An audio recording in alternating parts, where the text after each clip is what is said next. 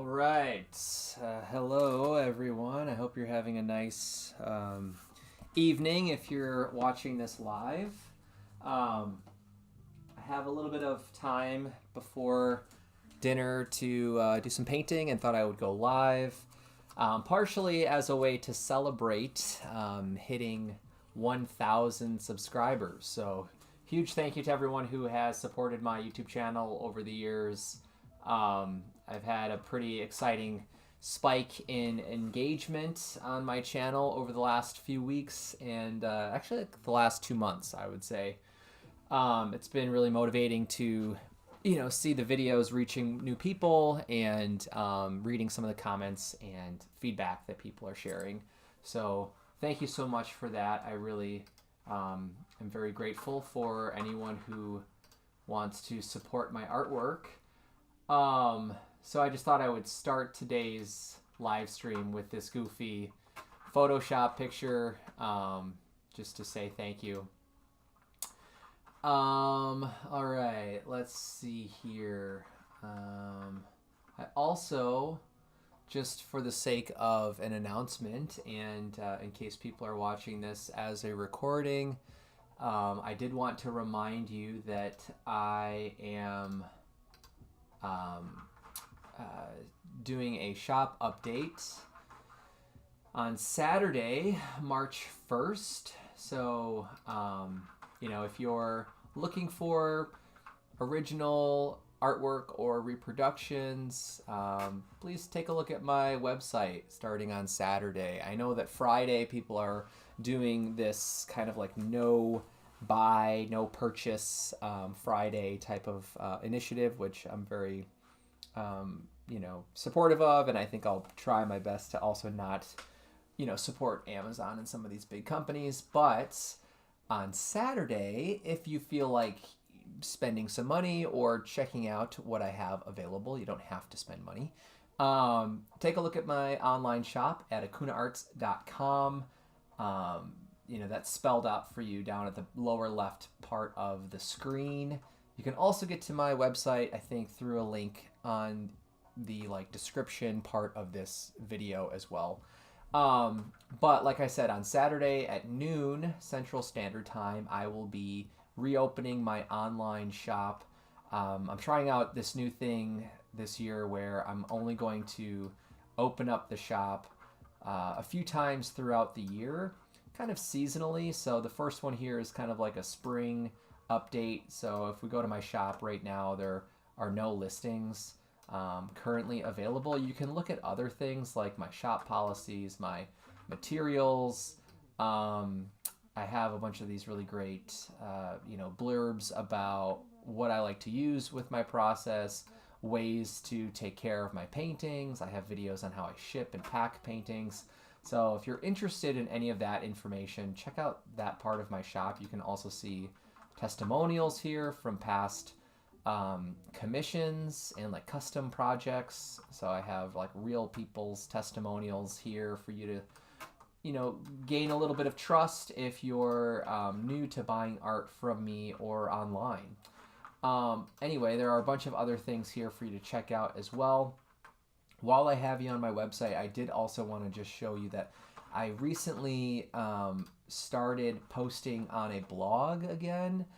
And I think this is mostly just wanting to have a little bit of a longer sense of time with sharing information in a written, published type of way. So I'm going to start posting more throughout the year on this blog. That's on the news tab.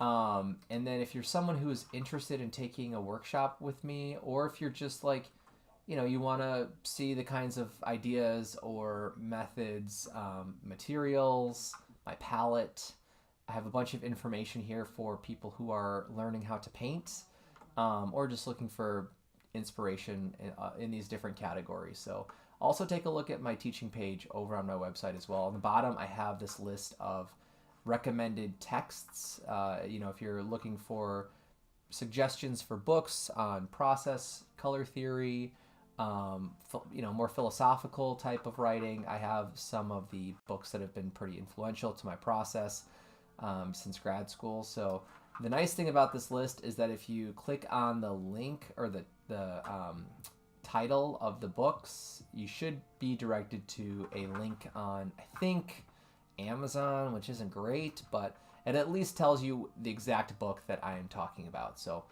take a look at this page as well. I do have one of my upcoming workshops listed already that people can sign up for through the link. If you are local to Wisconsin and specifically in the Door County area. The last thing I want to say about my website is that if you're not already on my email list, please consider joining my email list as well. Try to make sure that you put your full name when you add your email. That way I know who you are. I don't sell or share your email addresses with anyone, so don't worry about that. But I just recently emailed a newsletter about my upcoming shop update and some other recent projects and news. So it's a great way to kind of just stay in the loop of all the updates and things that are happening with my work. So anyway, that's kind of the end of my website plug. So yeah, I hope you'll check out the shop on Saturday. Just to quickly give you a sense of what's going to be included, I have at least 10 original framed paintings that will be available. This image is showing you kind of a sneak peek of 3 of them. And a lot of the artwork in the listings come with either like a small study piece or a copy of my zine books or stickers. So I'm trying something new where I'm throwing in a little bit of extra goodies, you know, related to the artwork that you'd be buying. I also am listing 2 slots for custom commissions. So if you're interested in commissioning an original oil painting, I will have 2 listings for that. And you can pick from 4 different sizes at different price points. Once 2 sizes have been picked, then I will freeze that listing and no one else will be able to order a commission. So if you're interested in that and you're watching this, you definitely should check out the website shop update at noon on Saturday. I'm also going to be listing some of my Giclée museum like archival prints of one of my plein air paintings. Let's see, my zine books will be available again, and I'm doing this new exciting pre-sale for a limited number of plein air paintings that I'm going to be making on a summer backpacking trip abroad. It's not going to be in the US. It's actually not going to be even like on this continent. So it's a pretty exciting trip that I have planned with my wife and some friends. And I'm going to try this idea where you can pre-order basically one of the plein air paintings that I will make. And, you know, if that's interesting to you, definitely check out the shop update for more information. And you can see where our trip is going to be. So stay tuned for some of that information. Let me see here. So anyway, again, yeah, just wanted to say thank you to everyone who is supporting my channel and helping my channel reach 1,000 subscribers. I woke up this morning and saw instead of 990 something, you know, it was 1K, and yeah, I was confused actually at first. I thought maybe I lost a bunch of subscribers or something.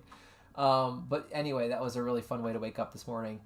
Yeah, anyway, let's go ahead and jump into the painting session. So for those of you who maybe are discovering this project for the first time, in this video, just a quick recap. This is a self-portrait painting made with oil paint that I started a few, maybe like a week and a half ago. And this is the 4th session now with the painting. I'm creating the painting for a upcoming juried self-portrait exhibition here in Wisconsin. And I've been sharing the process of conceptualizing the painting, but then also the painting process in real time. So it's been kind of a fun, very long process. that I'm happy to be sharing with you. So I'm going to go ahead and start working here in a second. But if anyone has any questions or things that they want to share, feel free to leave those in the chat of this live stream, and I will try to keep an eye on that. Just as a warning, this will not be a 4-hour live stream. I have to go grocery shopping tonight, so I think my wife is going to get back from a meeting between 6:30 and 7, which means this is going to be about an hour and a half to 2 hours, a little less than 2 hours. And yeah, so if I just kind of abruptly end the stream, that's why. So anyway, the other thing, I'm just looking at my desk here, and I'm remembering the other thing I wanted to share is this really cool thing I saw today after picking up a few of the paintings from my solo exhibition from Kim Storage Gallery. Kim gave me a copy of the latest Art Dose magazine. If you're not familiar with Art Dose, this is a Wisconsin-based, very small scale, but really high quality publication about various art happenings and articles on artists. It's a great resource for the ecosystem of art in the Midwest, not just in Wisconsin, but things are branching into Minnesota, Illinois, Michigan, and other surrounding states around Wisconsin. But one quick thing I wanted to share that was really exciting to find today was that in one of the small half-page ads, I saw that Task Creative, which is a art space in Cudahy, just south of Milwaukee, and they took out a half-page ad for their space that you can rent by the day. And if you're familiar with my work, you may have heard about my solo pop-up show last August, where I rented the space for a weekend and put up a bunch of paintings to do a solo show. And they used an image of my show for their ad, which was super surprising and really cool. So anyway, if you live in the Midwest or not, and you're looking for a place to show your work, this is a really, really amazing and beautiful space, but it's also super flexible, which is nice. You don't have to use it as an exhibition space. You can also use it as a studio, like a temporary studio space. You can use it as a photography space to document your work. I know artists have used it for performances. I think they also offer this space to be used as a temporary classroom if you want to teach workshops too. So if you're not familiar with Task Creative, definitely look them up. Their website is taskcreative.net. And yeah, you can also go through my Instagram and see more images of the space that I shared from this solo show. So anyway, thanks Art Dose, and thank you Task.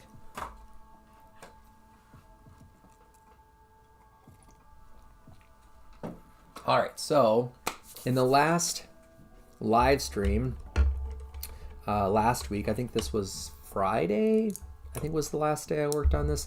It was either Thursday or Friday, and I spent 4 hours trying to paint my hand.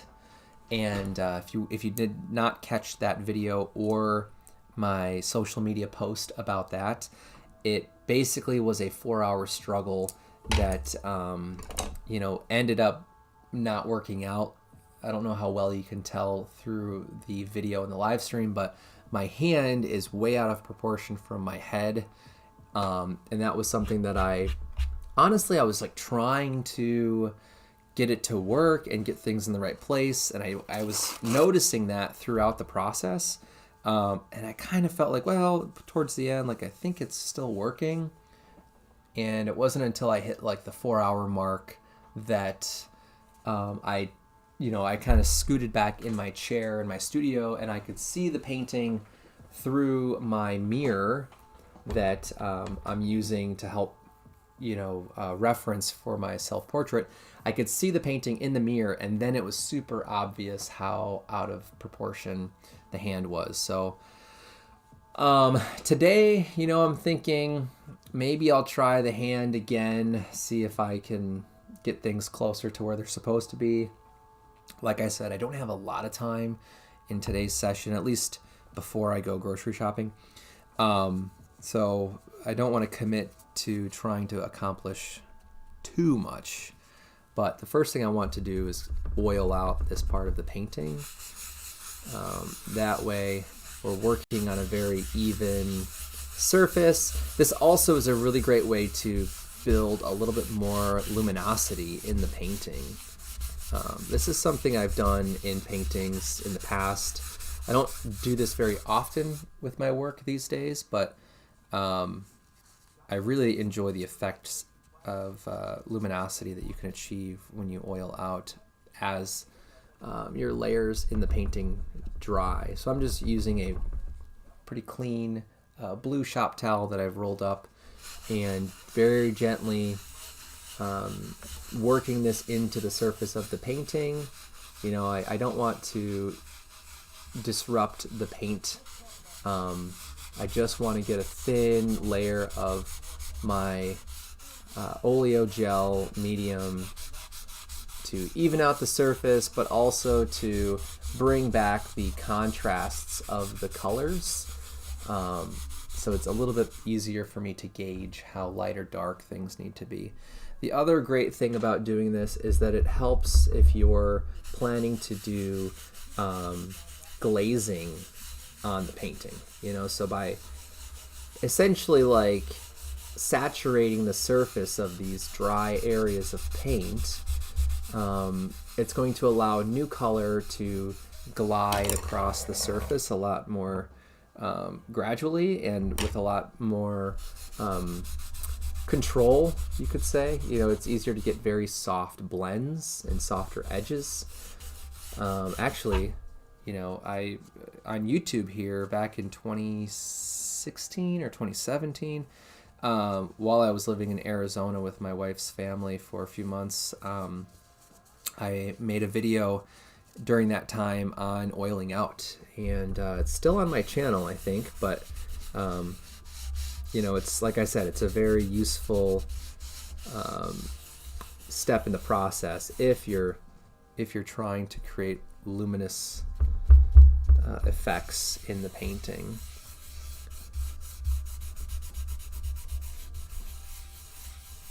But you know what, I debated, like, do I even want to oil out on the face in this painting, because I've done this before where the paint is still kind of partially wet, like it's dry to the touch, but if you run over it with a paper towel like this, that sometimes it'll rub off the paint, and you know, you have to basically redo everything you had in that area of the painting. And you know, I was like, you know what, I'm gonna take that chance today, because I still feel like the portrait isn't done anyway, so if I keep working on the portrait, it's only going to get harder for me to want to oil out, and then I'm going to lose out on the opportunity to create some of those really luminous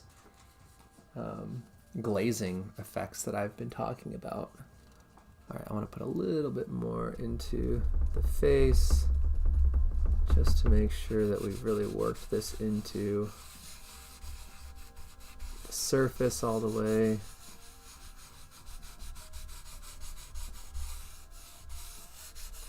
You can probably tell now, like, the surface is a lot more reflective just after adding in that oil layer.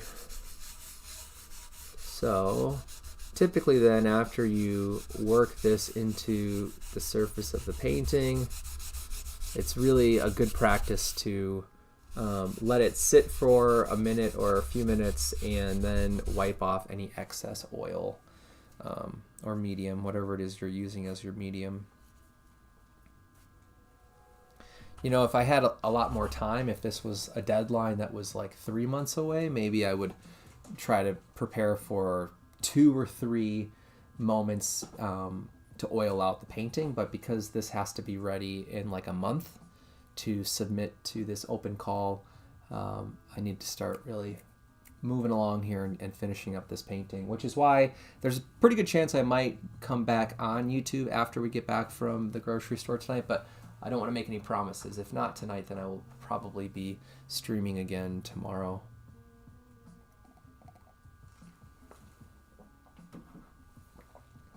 We'll see. I also need to work on getting my shop update ready to go for Saturday.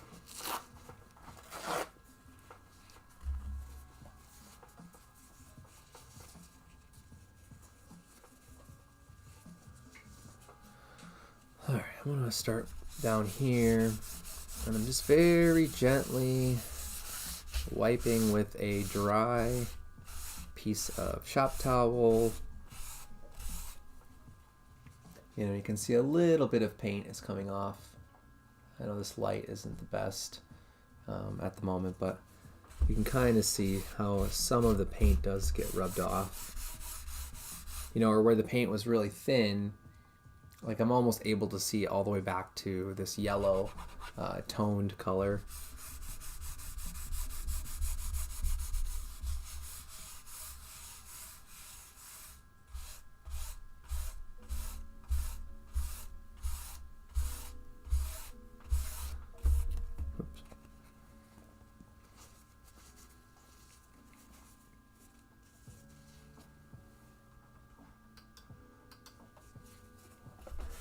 Just make sure I'm not missing any areas on this side.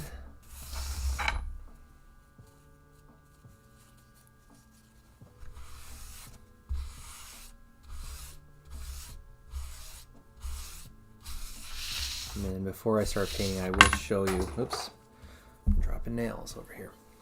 Let me just hold this up under the light and you can see how, you can really see now which areas have that oiled out layer and where it stops. But this can kind of help me gauge if I'm missing any spots. So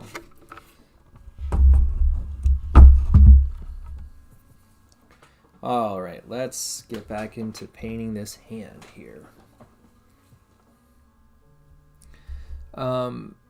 I mentioned this a few minutes ago, but I put up a post on Instagram, and then it was also shared to my Facebook page the day after, or a few days after I worked on this painting the last time. And I basically just talked about, you know, this process of starting a painting and having the first couple of sessions go fairly smoothly, only to be kind of like hitting a session that feels like you've failed, you know, or it feels like you've hit a wall and you can't quite get on track with the process. That's how this past session, the last one, felt. You know, 4 hours is a pretty long time just to work on a hand, especially for me, you know, like I don't paint hands from observation that often these days. You know, I've done a few paintings recently that have, you know, incorporated hands, but I think most of those were painted in reference to photographs. So, you know, not only is it difficult because hands in general are just kind of a challenge, but I also struggled because I have to hold this posture with my hand every time I'm painting from observation here. So, you know, I think I wasn't really prepared for how difficult that was going to be. And, you know, I think by sharing this process in real time here on YouTube, I've debated, like, you know, maybe I don't need to share every part of this process with people, even though deep down I do want to. And I think it's like when other artists are open to sharing their process in real time documentation like this, I always feel very excited and, you know, interested in the way that they work and the way that they think and solve problems. So I want to keep doing this, but it's awkward a little bit when I'm working and things are not going very well, or like it's not just clicking in the ways that I want it to in terms of the process. And I just wanted to talk about that a little bit on some of those apps and to friends that I have on those apps. And some of the people that saw that post were really kind and very supportive and, you know, just like reassuring about what it means to make a painting and dealing with finding a relatability to this process of struggling in a painting, or just being able to say, hey, yeah, not every painting is going to be perfect or like maybe even a joy to make, right? And I think that's something that I don't really see talked about that often. Not as often as I know it probably happens for all of us who are artists, but I just thought it was an interesting thing to maybe share and talk about on social media. And for those of you who are watching this that responded to those posts, I really appreciate your support. And I just wanted to say thanks for the kind words and the encouragement. It means a lot to me. All right, so one of the first things I want to do is really figure out the outer dimensions of my hand. And I'm going to try really hard in the beginning of today's session not to look at the fingers as separate forms and shapes and objects, but really to think about the relationship of lines and shapes of the hand to other parts of my anatomy, right? Because I've essentially decided by starting with the portrait, that has become like that basically became my key in terms of scale and proportion in the painting. So everything else has to be, not, I was going to say in dialogue with that or connected to that, which isn't really true. I mean, it depends on what you're trying to do in a painting. But for me, what I'm trying to do is capture a likeness and an accuracy to my physical features and my form. And that's really at the heart of this painting, right? It's like I intentionally want to try and capture who I am physically at this moment in my life, and I think that because of that, I have to compare proportions, and I have to be sensitive to, if something doesn't look accurate, I need to fix it, and some of the people that commented on those posts had said things that were really eye-opening. One person, I forget, I think his name is Pablo, I can't remember his last name, but he said something, I think, on my Facebook post about, like how much he thought that the size of the hand actually was interesting, or was kind of conceptually, like it offered a lot of space to make a comment on something beyond just the likeness of the sitter, who was myself in this painting. But I like that he brought that up, because there have been times in other paintings where partway through the process I accidentally, end up doing something that, kind of like this, it's out of proportion, or it's not the right size, and it's distracting. But, there's something to be said about this idea of your parts of yourself being out of proportion or out of sync, or the hand, right, is such a powerful tool that is it's still part of ourselves, but it's such a, is essential part of being human, that allows us to do so many things. And I think playing with the scale of that, or the proportion of that body part, I think is really, that's feels like a very specific decision to make, and while I'm glad he brought that up and brought that to my attention, I did say something like, well, it's not really what I'm trying to do in this painting, but yeah, I don't know. I mean, I think it's kind of a open-ended thing. It could go in a lot of different directions.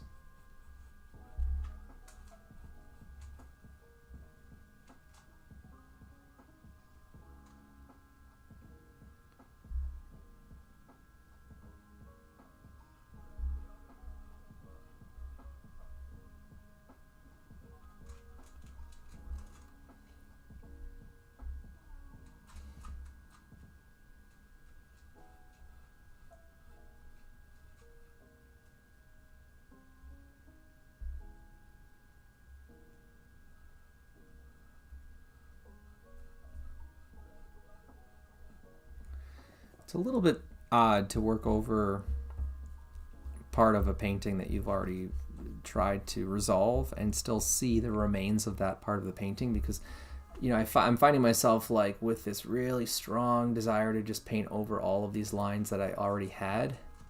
But obviously that's just going to give me what I've already, looked at and realized doesn't make sense. So, I'm trying to not pay too much attention to some of those landmarks of proportions in the hand, because it's just going to pull me back down that road that I was on the last time I worked on this painting. Again, the other challenge is that every time I put my left hand down and then reset up, I feel like it's really difficult for me to get things in the same position that I had them in earlier.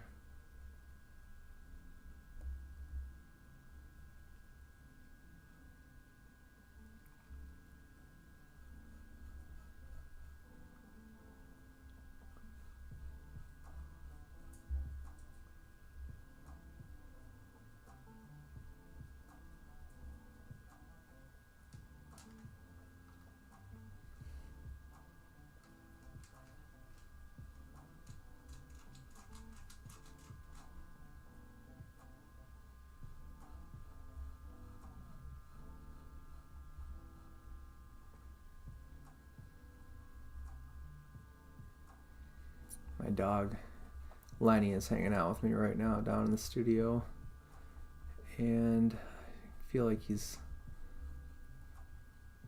had a very chill day today, and at any moment he's going to start whining and hoping for attention. He's a good dog though.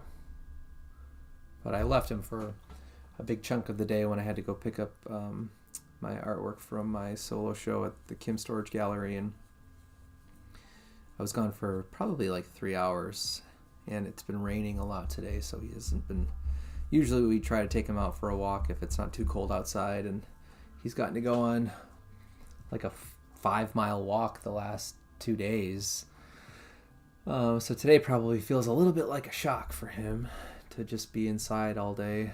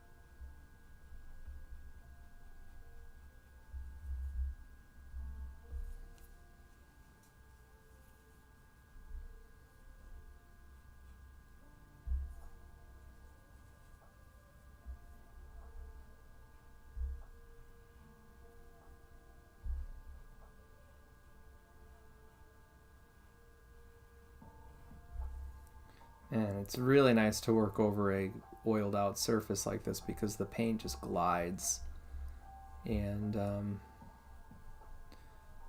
going to try to remember to work like this more often in the future, because it's easier to draw when the brush isn't getting caught on the surface. Like, I think by oiling out, you also create this really smooth buttery surface to your panel or your canvas, and it's almost like I'm trying to think of a way to describe this for those of you that maybe haven't worked this way, or if you're not a painter, but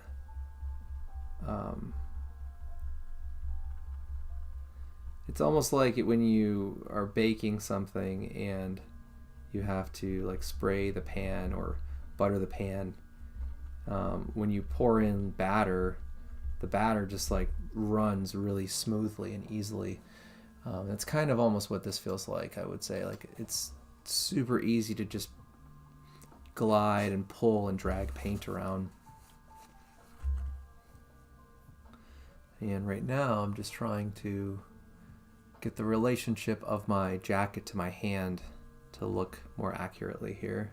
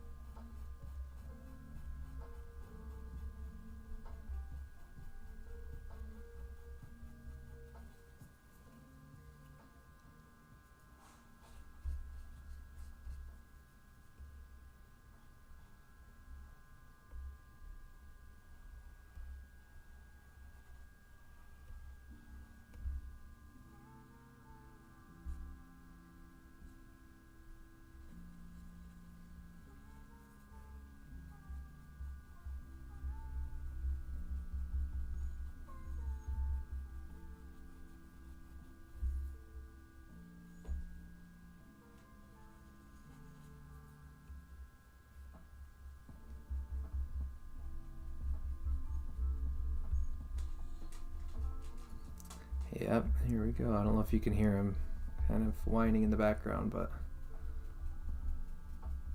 hopefully he'll just kind of go lay down or head back upstairs or something here soon.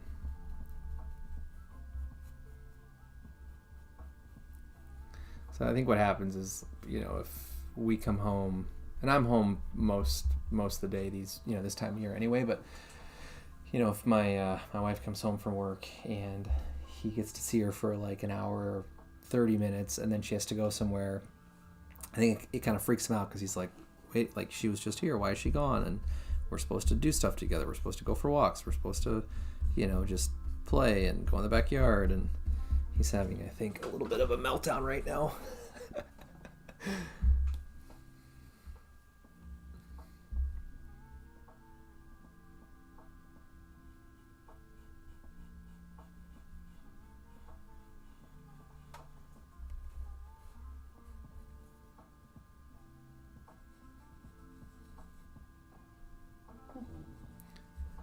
Lenny, go lay down. Come on, go lay down.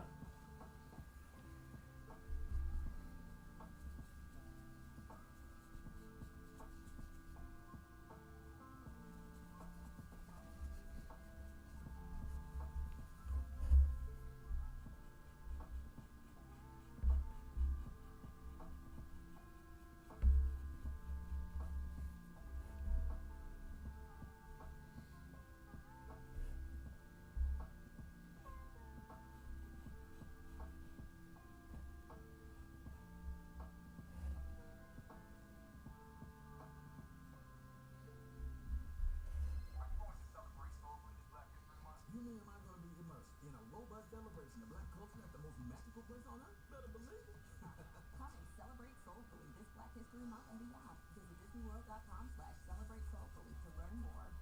Thanks for calling Discover. This is Mia. Hi, Mia. It's Jennifer. Did you know that Discover automatically doubles all the cash back you earn at the end of your first year? Yeah, I work here. Okay. Just double checking. Get it? Because Discover automatically doubles all the cash back you earn at the end of your first year? You get me, Mia. Well, you could say that I double, can't you? I guess we've taken it too far. You earn, we match. Discover Cashback Match. See terms at discover.com/cashback. Hereby chapter 2. Faculty inclusion is universal. Black History Month playlist. To celebrate the community at the forefront of music, innovation, and pop culture. Listen now on Spotify.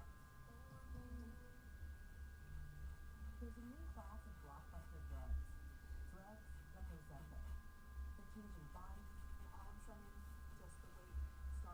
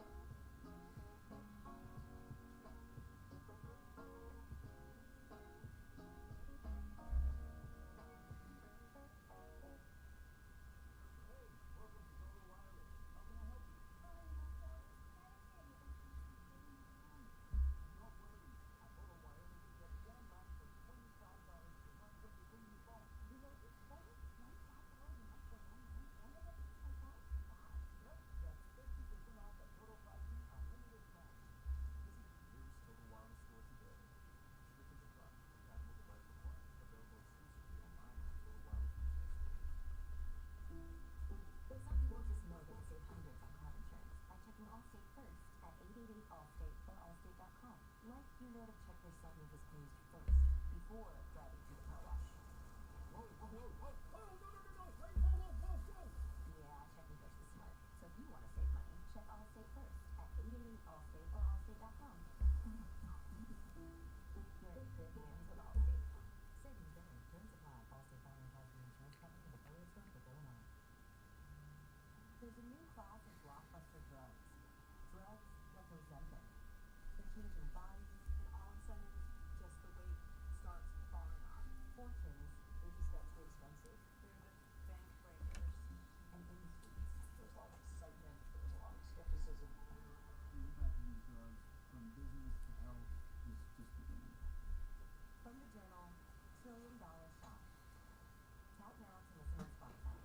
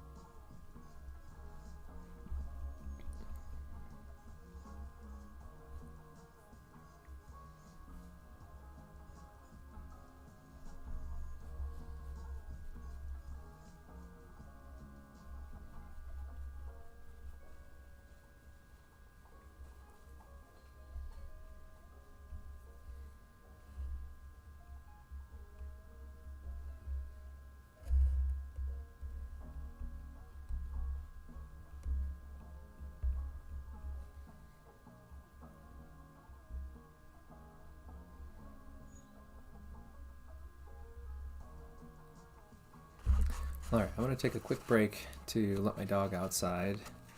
Plus, it's probably good for me to stand back and see this from a distance, which is part of the reason I think I ended up in the trouble that I was in last time I worked on this. But, you know, I can say just by looking at it right now that I think it's a lot closer to being in the right place. This was a little bit off, but I think on screen it looks better. The width of the fingers might still be off a little bit, but I think the wrist and just the overall size of the hand is a lot closer. I certainly need to go in and adjust a few of the shapes and edges, but for the most part, I think it looks okay. So I'll be back in a few minutes. I'm just going to keep this stream going. Maybe while I'm gone, I'll just leave this up for anybody who's maybe tuning in over the next couple of minutes. So I'll be back.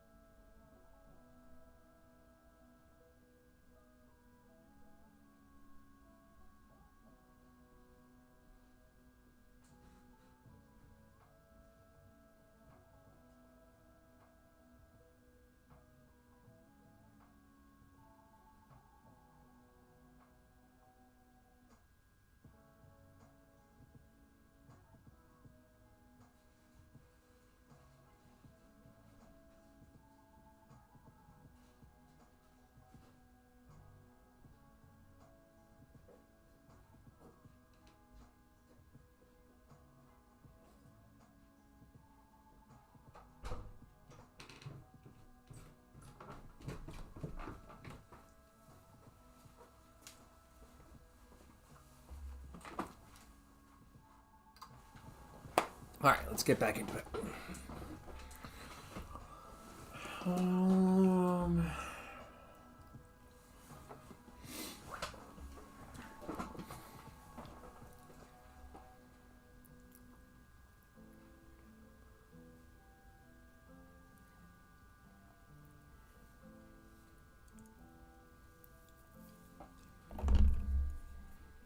Let's see.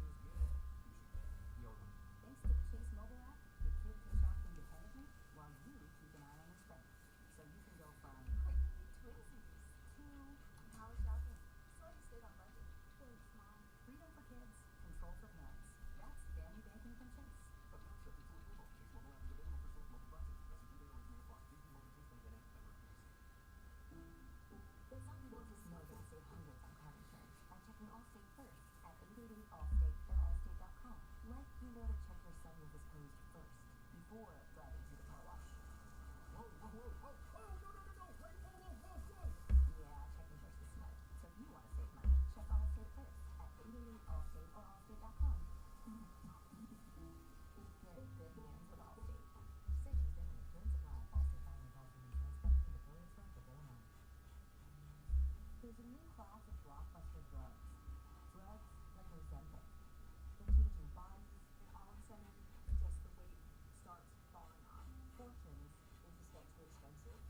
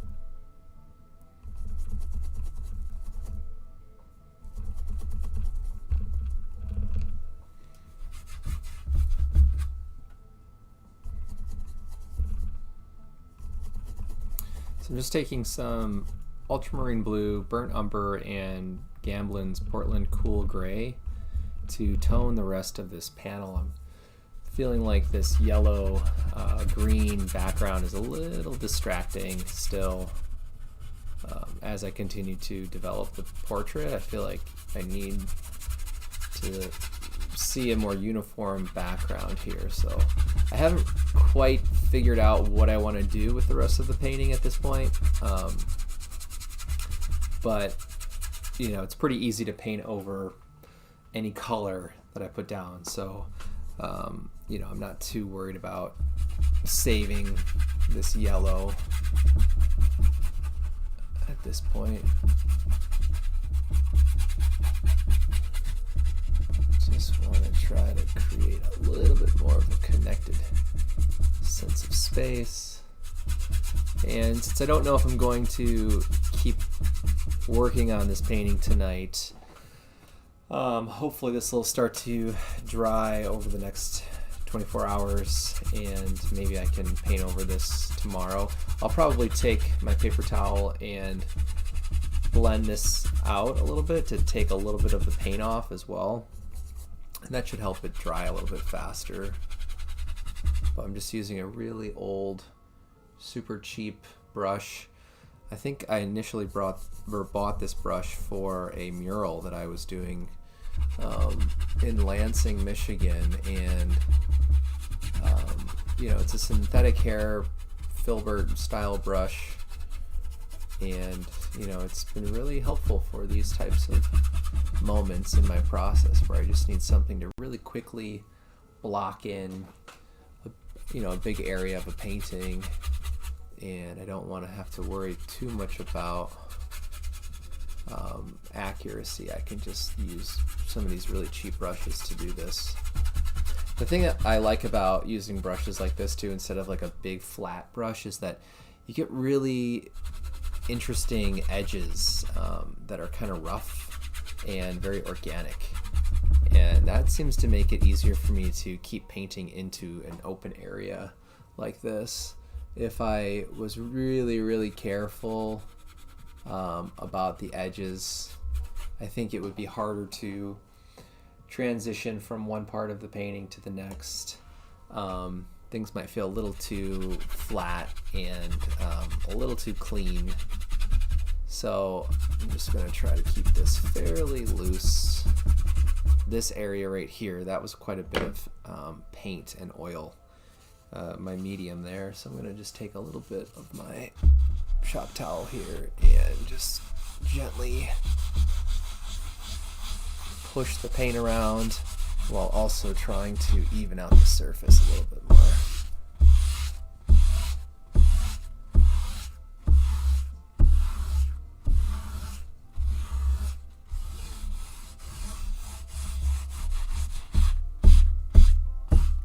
There we go. That already feels a million times better. That bright yellow is just starting to get a little too funky and look a little out of place. So this should help me feel like things are one painting.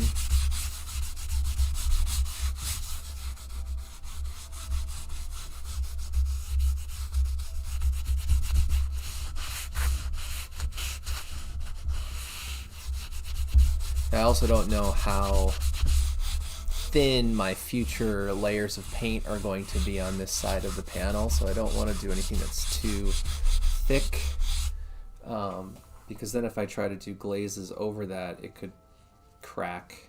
Those new layers could end up cracking as they dry if this layer is too wet. So I'm trying to make sure that I don't have any super thick passages of paint here. I feel like I should have done this first before I even started my portrait. I really like this greenish gray color now. It's kind of a nice color.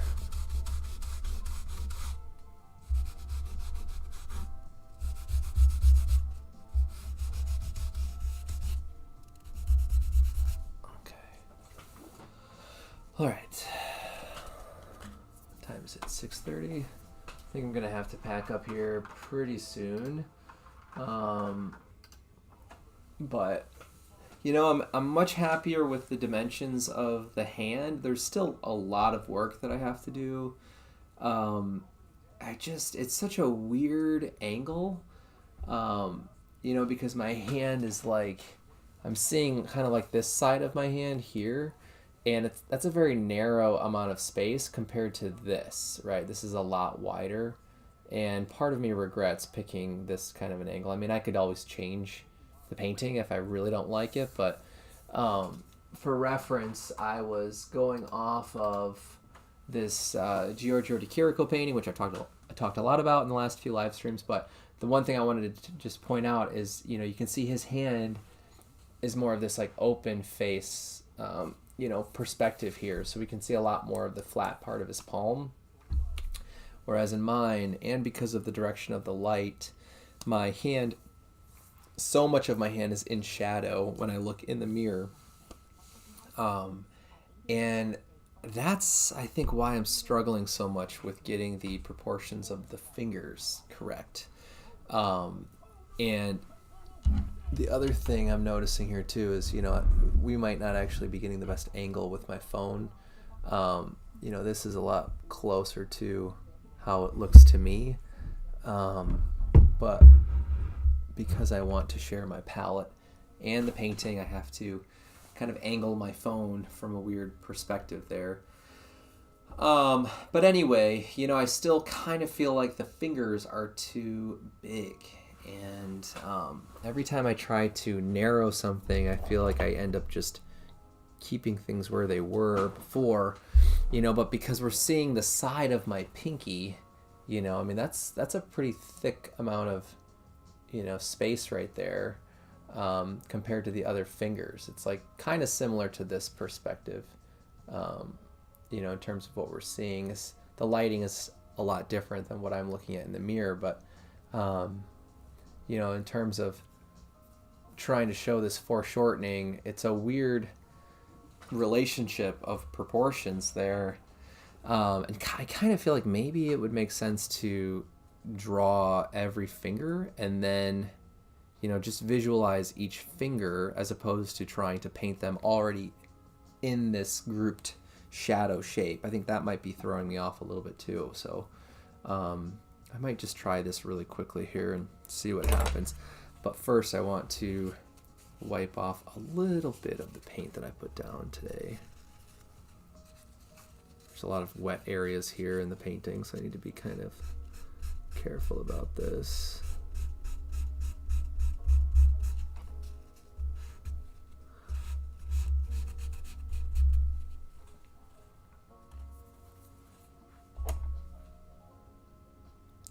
I'm going to grab a pretty dark color made with ultramarine blue, burnt umber, a little bit of alizarin permanent as well. And hopefully this will give me a nice legible line where I can really just practice sketching in the fingers.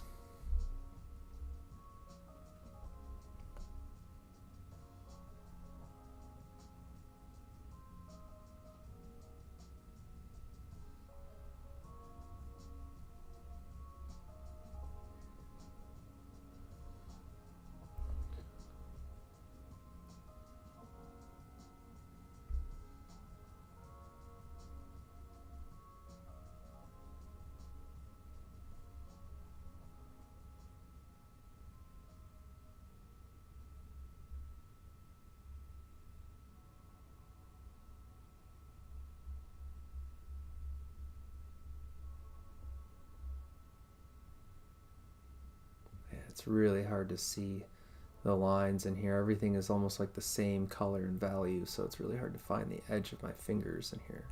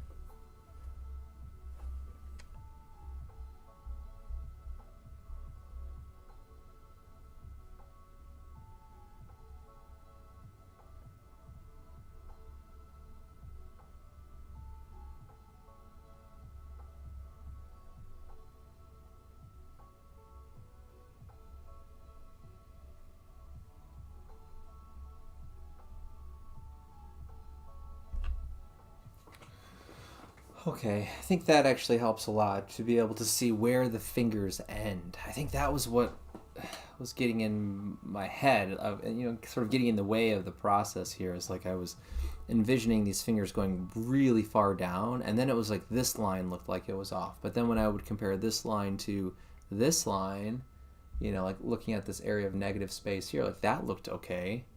And then it's like, okay, well, does the whole hand have to be wider on this side? And it's really just like the fingers are kind of throwing everything else off because they're too wide. I still have to correct some of their edges here, but in shapes. But this looks like the moment where the pinky and the ring finger connect.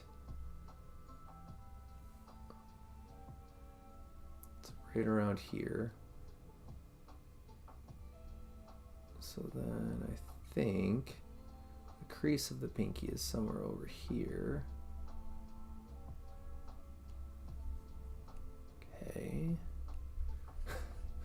Everything I put in, it's like I'm probably gonna have to move this or change this.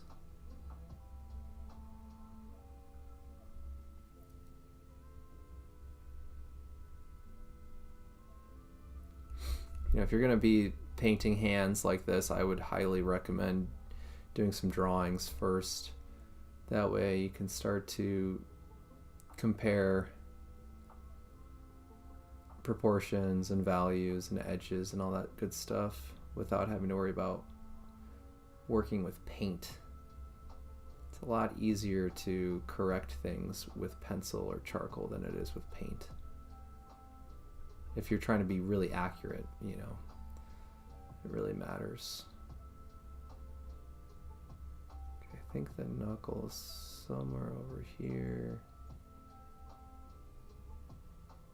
And this knuckle is somewhere over here.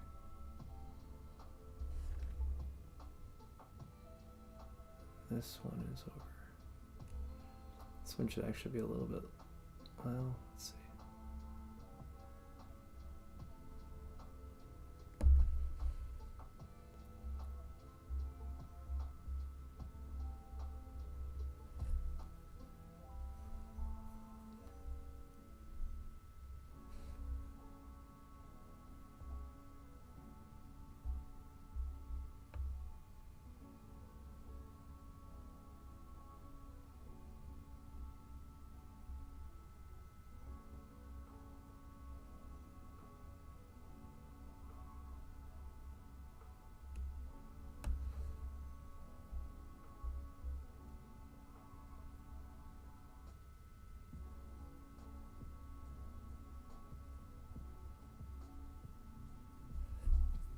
Okay, I feel like we're getting really close to having everything in the right place here, which is very exciting after the last session I had.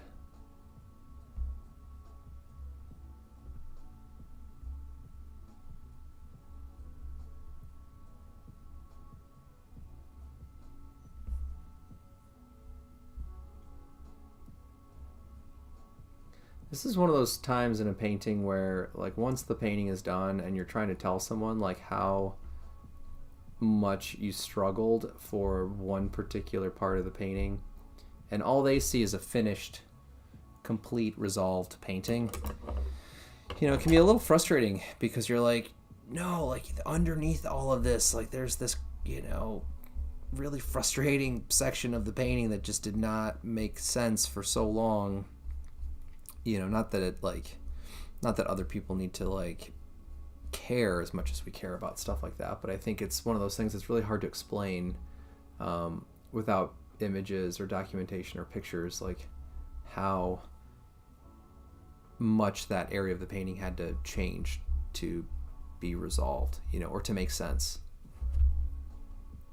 But with these live streams now, it's like you can just go on YouTube and you can sit and watch the struggle in real time if you want, which is kind of funny.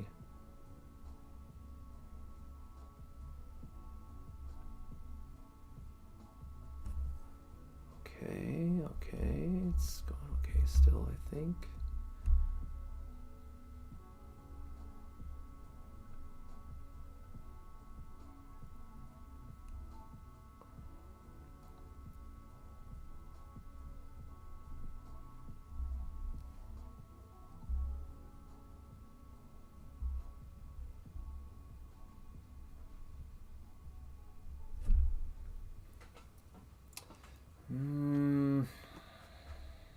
Now it's like this whole chunk right here is the problem area, I feel like. But, you know what? I'm okay with that. I feel like if I can get the fingers to start to look more accurate, then at this point I'm pretty happy.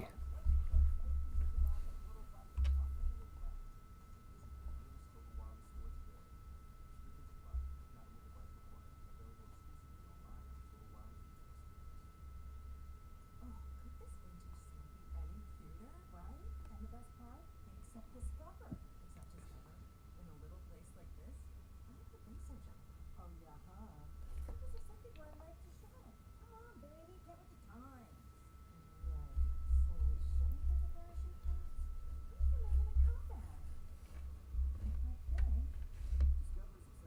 Okay, we can also try to get the ring back in there. February 2024 Nielsen report. The second half of the basketball season is here, and the race to the playoffs continues on Prize Picks, the best place to cash in on your favorite sports. The app is simple. Pick more or less on at least 2 players for a shot to win up to 1,000 times your cash. Download the Prize Picks app today and use code Spotify and get $50 instantly when you play $5. That's code Spotify on Prize Picks to get $50 instantly when you play $5. Win or lose, you'll get $50 for just playing. Guaranteed. Prize Picks. Run your game.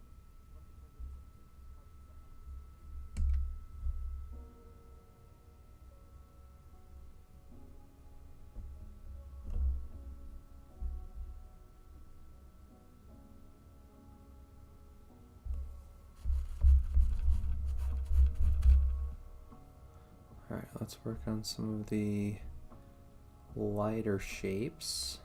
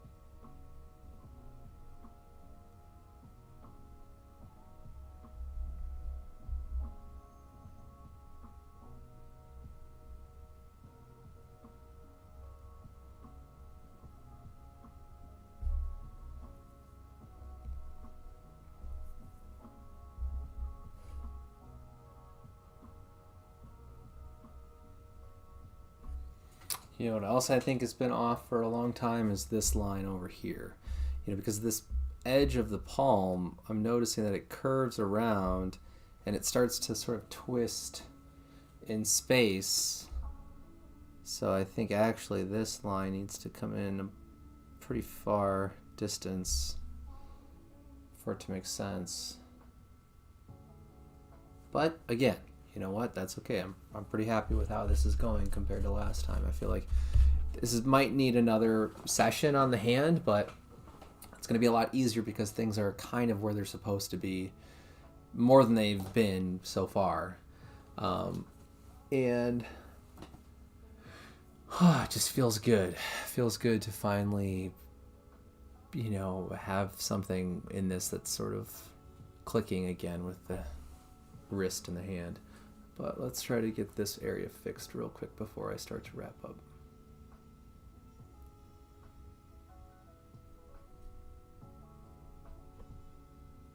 These are the kinds of changes that, like, when I was in school and, you know, I had different paintings kind of going on at the same time, or I was ready to jump into the next project. Like if I noticed things that were off in my paintings, 9 times out of 10, I would not fix them. I would just let them exist in that incorrect state, and I've thought about that a lot since graduating, especially from grad school, but even after my undergrad and the 2 years between programs, I felt this weight of pressure kind of lift off of me to not feel like I have to rush to get things done, or that like I don't have time, and with a project like this, it feels really, really good to just be like, you know what, I'm gonna fix this. I'm gonna sit and get this right, and I'm going to use this opportunity to make the best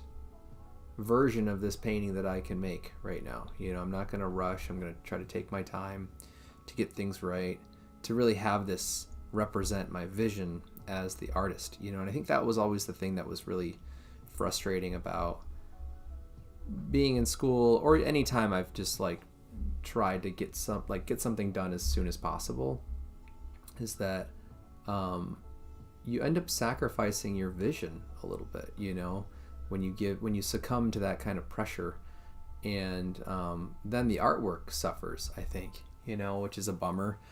And then if you keep that piece in your portfolio, like you have this reminder in your portfolio of a time when you gave up and you didn't persevere and you didn't, put your best foot forward and, spend the time to reorient the process, with hopes of making something that really accurately holds your idea as an artist, and I definitely have pieces like that in my portfolio on my website or online in different places, and there are moments where I'm like, man, I really wish I would have just spent a little bit more time working on that.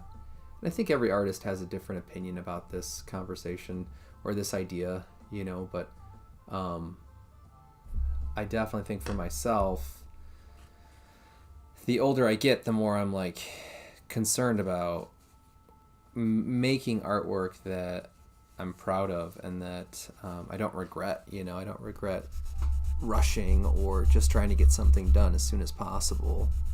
I'm not really interested in that version of my process anymore. It depends. I mean, for some pieces, I think it's worth not pausing as often, like I've been in this painting, but depending on the effect that you want. And I guess that's really the point of this little rant that I'm having right now, is like, this is a painting where I'm like, I want to look at this painting or images of this painting in the future and be like, yeah, I really got it right.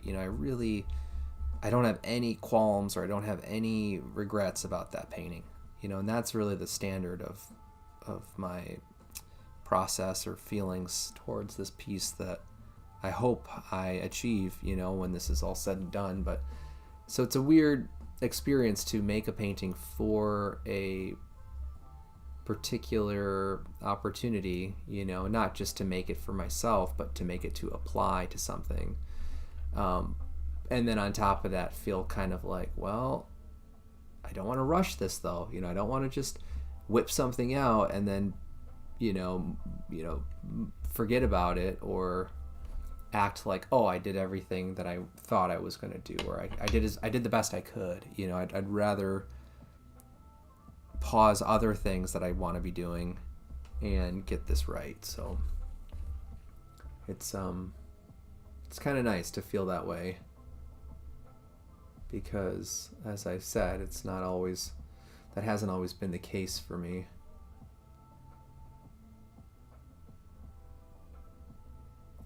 I think the reason I brought that up just now is because I'm thinking about times where I've taught art classes, and the weird, I don't know, like the weird sort of realization that students have a lot of really great ideas, and sometimes those ideas are blocked by their maybe abilities in terms of process currently, or their tools, or the facilities, or their schedules. There's so many factors that limit what they're able to do, which is good, I think, because it breeds a lot of creativity the years that we're in school, to work with what we have and to push ourselves with limited resources. I think that's like the perfect, environment to end up with really interesting artwork, in some ways. But, I think being a teacher and like setting expectations for students is a challenge sometimes, because it's like, well, I know that they have other classes, I know that they have other projects, and they can't just work on a painting for 8 hours in one day necessarily. Maybe they could, but not every day. And it's like, what's the role of the teacher in that situation, right? Is it just to I've always felt like it's to inspire and to motivate and to be a resource for students.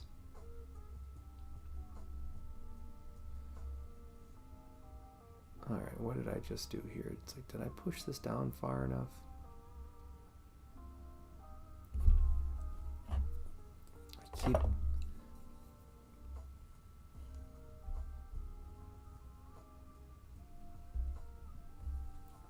So I'm realizing that my watch and my sleeve of my jacket here are a lot lower than I thought they were.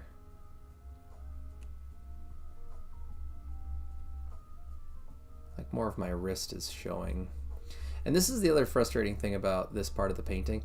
Frustrating is it's a very, I don't know, overused and dramatic word for this conversation, but frustrating just in the idea that it's like another challenge in the process of trying to get my hand in the right position. And even with like my collar on my jacket, like every time I move to try to add something or adjust something here, it's like my jacket, it doesn't look like how it did when I started, and typically, like, if I'm working in plein air, those are things where I'm like, yeah, it's going to change. What's the big deal? Just preserve pieces of it, but when I look in the mirror, it's like, I like what I'm seeing in the mirror, and that's what I want to put in the painting. But every time I look over, it's different than what I was looking at before.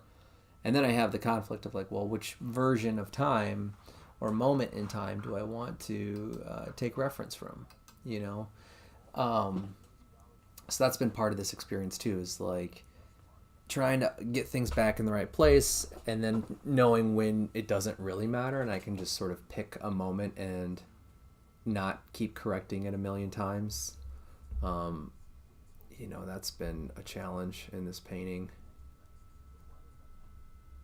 which is good. I think it's good to have things that force us to just make decisions in our process,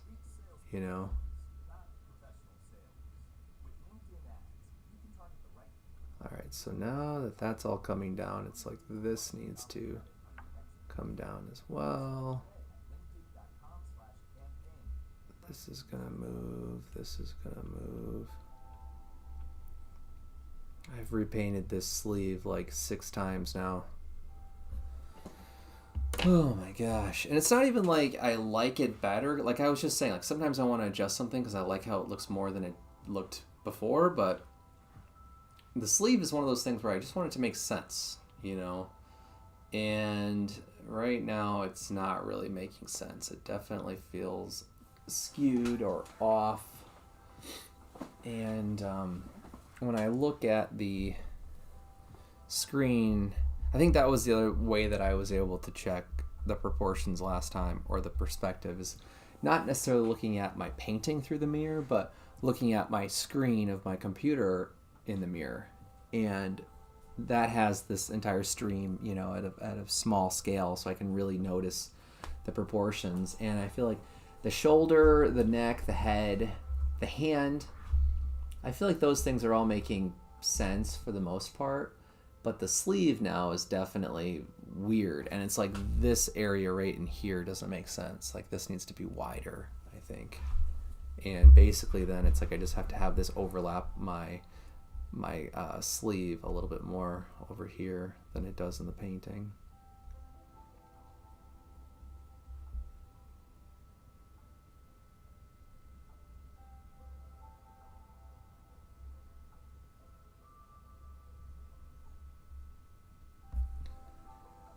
Okay.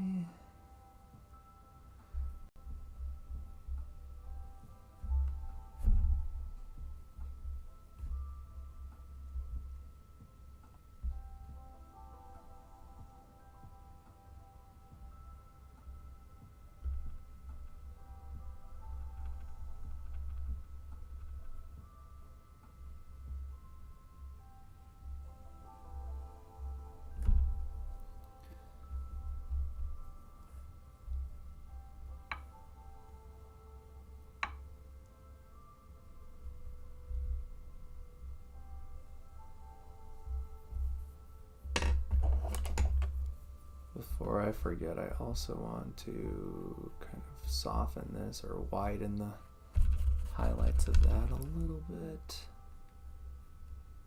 Bring this down. Alright, we might as well just paint the color of my wrist in that shape right there, because it's just mixing with the green teal color of my watch band, and that's throwing me off. Let's see here.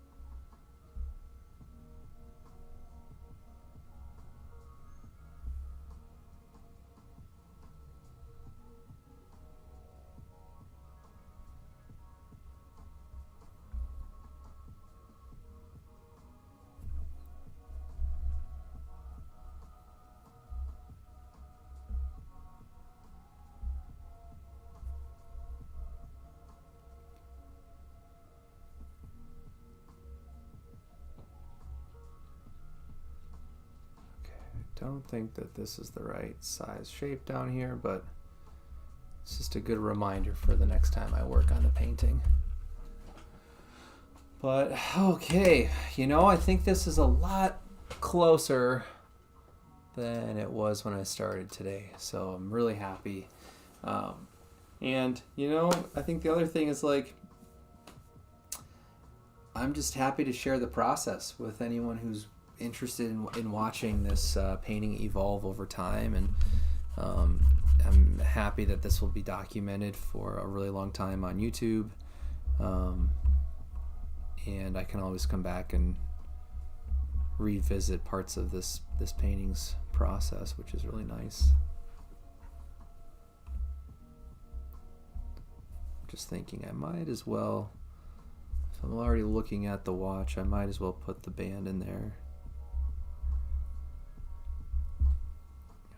Just gotta get this color right.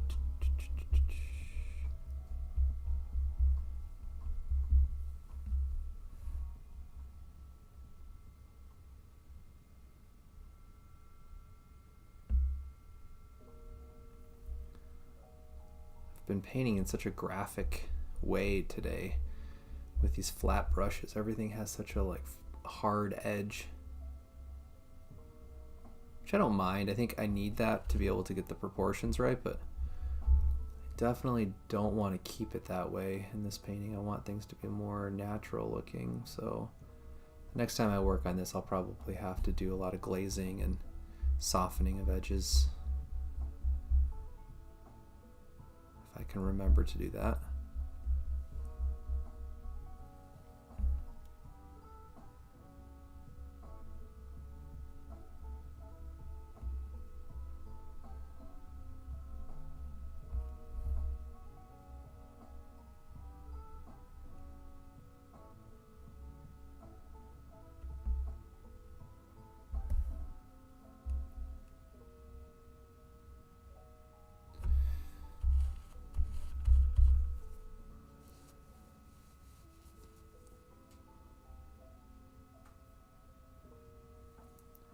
Let's also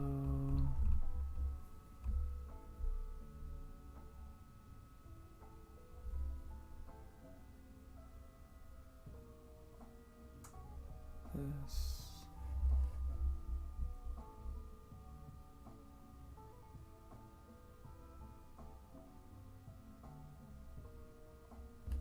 It's too dark.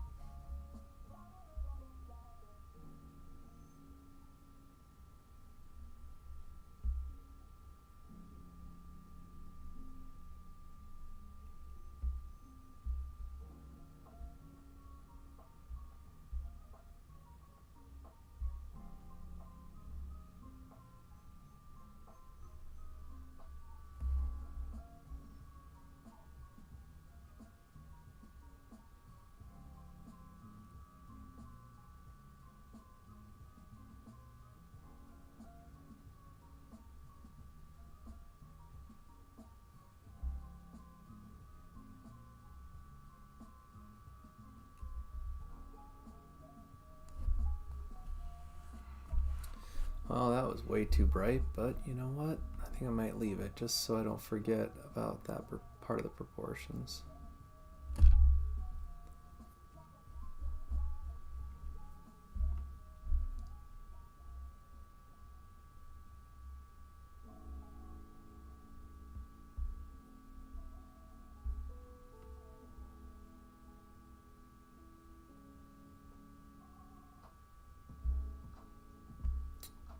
I think actually this might need to be over a little bit.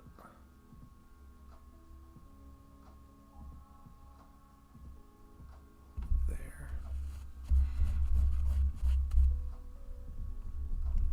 Let's just...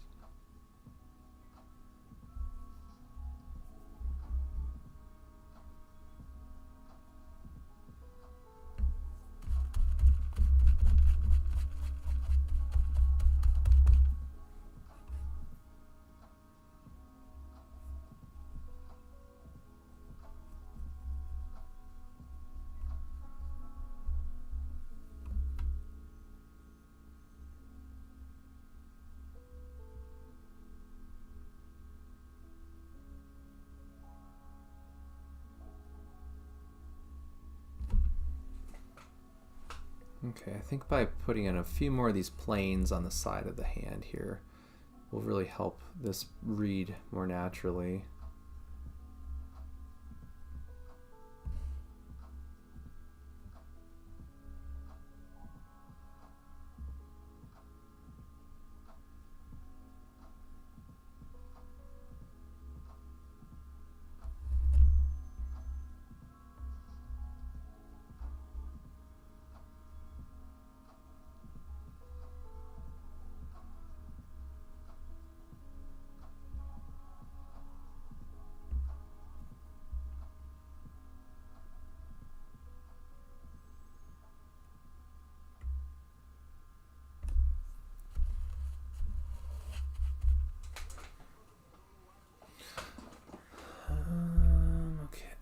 Let's see.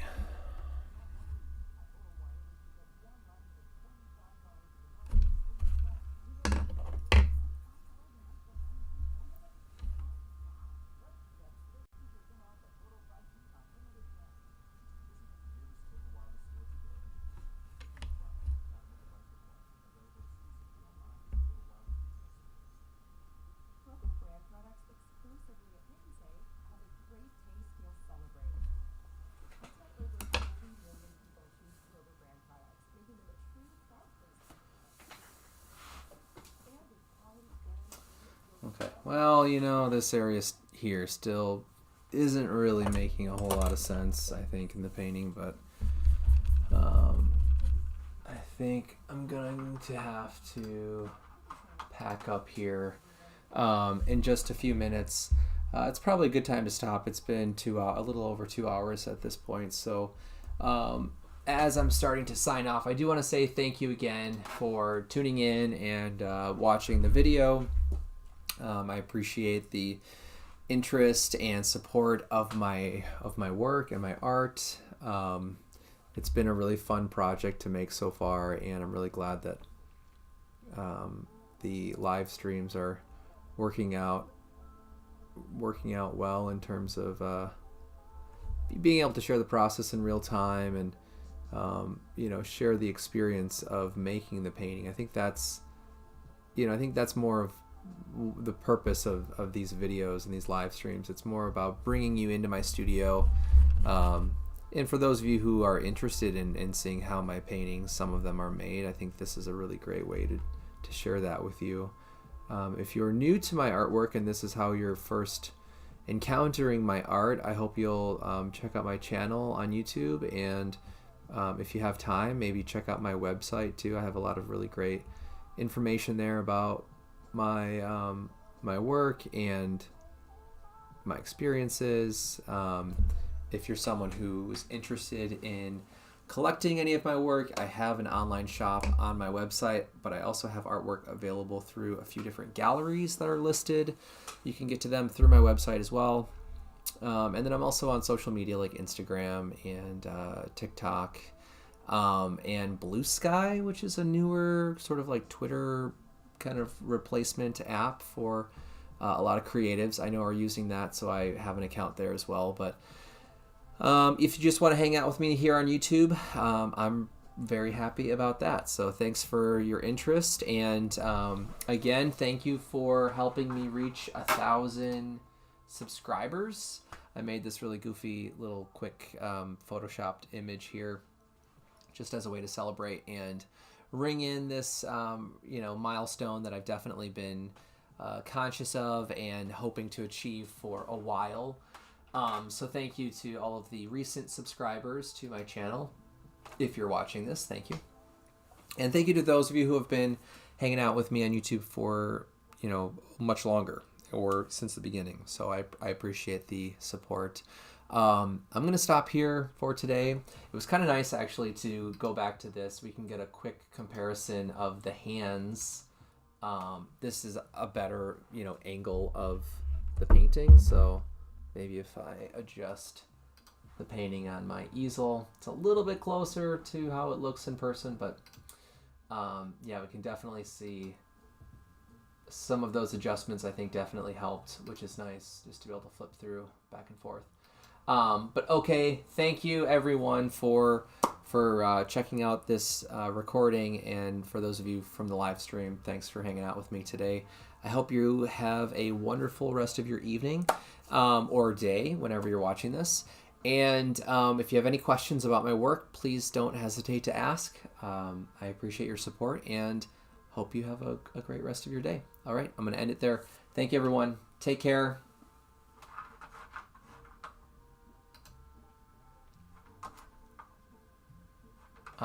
Actually, really quickly, just one last plug. If you're watching this later or you skipped to the end and you missed this in the intro of today's recording, check out my online shop update that's happening this Saturday, March 1st of 2025. and my shop will be open with new artwork available, new listings until March 15th. So you have a 2-week window if you'd like to collect any of my work through my independent online website, like shop, storefront. So, okay, that's it. Thank you so much. Take care.